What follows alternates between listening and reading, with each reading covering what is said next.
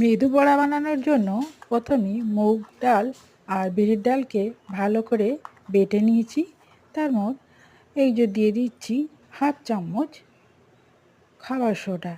তারপর একটা ছাঁকনির উল্টো দিকে এরকম করে একটা গড়ে নিচ্ছি মেদু বড়া। তারপর গরম গরম তেলে দিয়ে আমি এটাকে ছেঁকে নেব।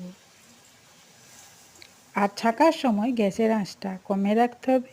কি বন্ধুরা, এরকম মেদু বড়া আপনারা নিশ্চয়ই বাড়িতে বানিয়ে খেয়েছেন, তবে এইরকম করে একবার বানিয়ে দেখবেন।